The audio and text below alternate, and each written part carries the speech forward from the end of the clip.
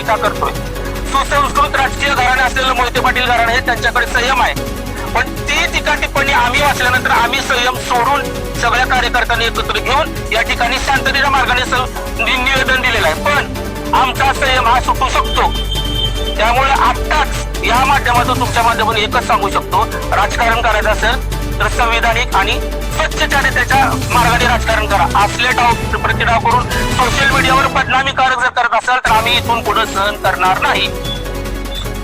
साहेब म्हणाले की तुमच्या निवेदनाचा आम्ही पुरेपूर अभ्यास करतो, वाचन करतो आणि जो कोणी या पाठीमागे आहे त्याला सायबर सेलच्या माध्यमातून शोधण्याचा प्रयत्न करतो आणि त्याच्यावरती संविधानिक मार्गाने कायदेशीर गुन्हा दाखल करतो, असं त्यांनी आम्हाला आश्वासन दिलेलं आहे. सुरुवातीला आज कारवाई न झाल्यास आम्ही पोलिसांना सांगितलेलं आहे, इथून पुढच्या मार्ग आज जरी आम्ही संविधानिक मार्गाने आलोय, आमच्या शांततेचा अंत इथून पुढे कोणीही बघू नये.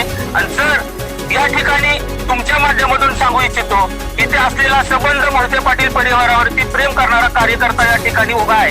त्या कार्यकर्त्यांच्या सगळ्यांच्या वतीनं मी आपल्या माध्यमातून या ठिकाणी सांगतो, जर मोहिते पाटील परिवाराचं बदनामीकारक जर आक्षेपार्ह व्हिडिओ, आक्षेपार्ह टीका टिप्पणी जर नाही थांबली तर आम्ही रस्त्यावर उतरून जशा तसे उत्तर देऊ.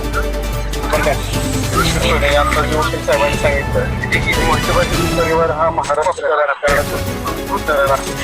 वेळोवेळी ठिकाणी वक्तव्य पोस्ट करणं, त्याचबरोबर अफवा पसरवणं, ज्याच्यातलं त्याला काही नॉलेज नाही, कारखाना म्हणजे काय त्यांना माहिती आहे पण त्याच्यावरती लिखाण करणं, या मोहिते पाटलांचं एक वैशिष्ट्य आहे घराण्याचं. 80% राजकारण आणि 80% समाजकारण, 20% राजकारण आणि 80% विकासाचं कारण त्यांच्या मागे दडलेलं आहे. की असं सगळं असताना वेळोवेळी असं दिशाभूल करून लोकांच्या, नागरिकांच्यात एक संभ्रमावस्था, दिशाहीन परिस्थिती निर्माण करायची, गावामध्ये परिसरामध्ये एक वातावरण दूषित करायचं. परंतु याला कोणी आम्ही बोलता न पडणारे कार्यकर्ता एकत्र आला, निष्ठावंत कार्यकर्ता एकत्र आला आणि या असल्या कारवाईवर निश्चितपणे कारवाई करू असं आता उभाळे साहेबांनी आम्हाला आश्वासित केलंय की कायदेशीर मार्गाने आम्ही याची सखोल चौकशी करू आणि चौकशी केल्यानंतर त्याच्यावर कारवाई करू म्हणून आम्हाला आश्वासित केलंय.